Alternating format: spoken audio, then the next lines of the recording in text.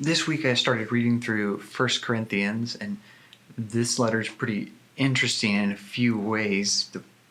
One of the main ways is the pattern of Paul admonishing or talking about some of the things that this church has struggled with or deals with, and then not leaving it there, but countering with an example of Christ to say, how has the gospel transformed this area? Something that we may be weak in. What does Jesus do to help us no longer remain weak in the areas that we struggle with, not just individually, but also corporately as a church body? And I think that the idea is something that we should always remind ourselves in our daily lives, look at it in the way we look at the church, and to set the tone of what he's saying, or to see a glimpse of it.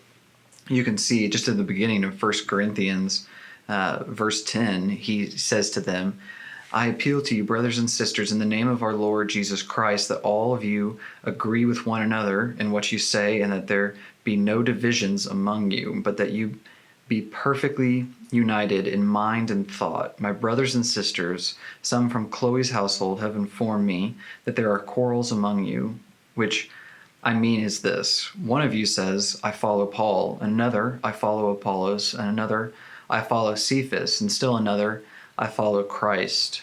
But is Christ divided? Was Paul crucified for you? Were you baptized in the name of Paul? And I thank God that I did not baptize any of you except Crispus and Gaius, so that no one can say that you were baptized in my name. Yes, I also baptized the household of Stephanas. Beyond that, I don't remember if I baptized anyone else. For Christ did not send me to baptize, but to preach the gospel, not with wisdom and eloquence, lest the cross of Christ be emptied of its power.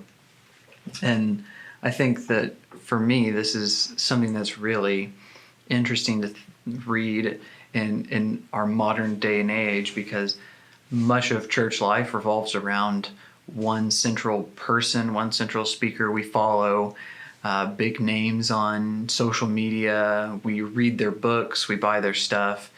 And I don't think that Paul's saying that any of that's wrong. I mean, the people that he names, and himself included, were pillars of the communities around the Mediterranean and around the areas. But what is something that can become harmful and destructive is to only follow those people, or to follow those people instead of Christ, or to follow those people so closely that you no longer recognize the gospel. And we see so many pastors and speakers fall, and scandal comes out. I think part of that comes from us not recognizing Christ as much as we're focused on the people themselves. And so, this is something that can be true for anyone. We're all fallen and we all fall short.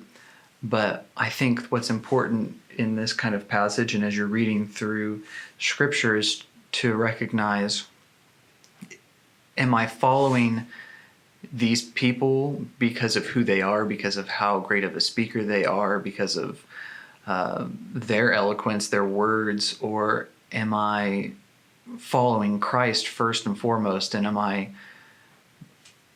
part of something that's bigger with this person? Am I part of a community, a body with this pastor, this teacher, this speaker, and are they proclaiming the name of Christ first and foremost?